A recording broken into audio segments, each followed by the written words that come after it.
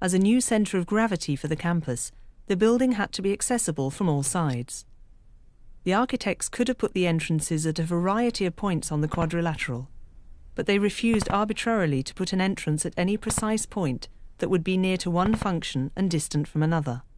The principal access had to be in the centre and distribute each of the functions in an equal ratio. The only way of reaching the middle of this quadrilateral was to pass underneath it. Sana'a lifted the building from the ground in places to free 5 access points that converge on a common entrance. It comprises a first concrete shell that reaches nearly 90 metres, and then a second that stretches more than 150 metres.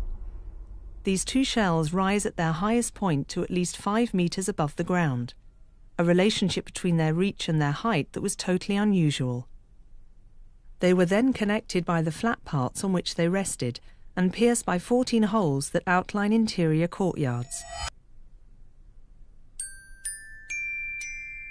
A forest of pillars extremely slender, 190 matchstick pillars, support a very light roof whose form completely matches the floor of the building. Floor and ceiling undulate in parallel to create the single volume of the learning centre.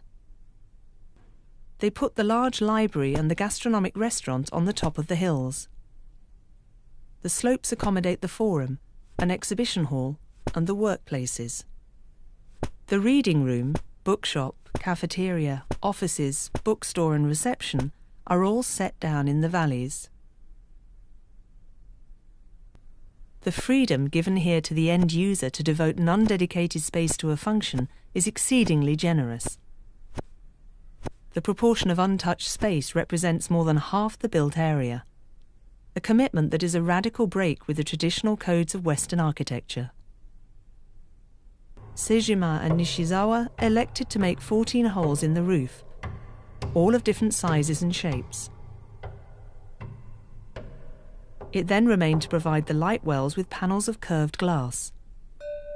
To ensure that they could follow the undulations of the roof and floor, they were modelled in 3D.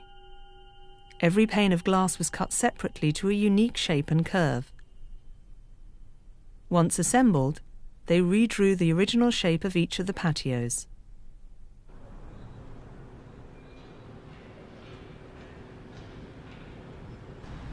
The engineers had long known how to make thin reinforced concrete shells. They also knew that shells with holes don't hold together.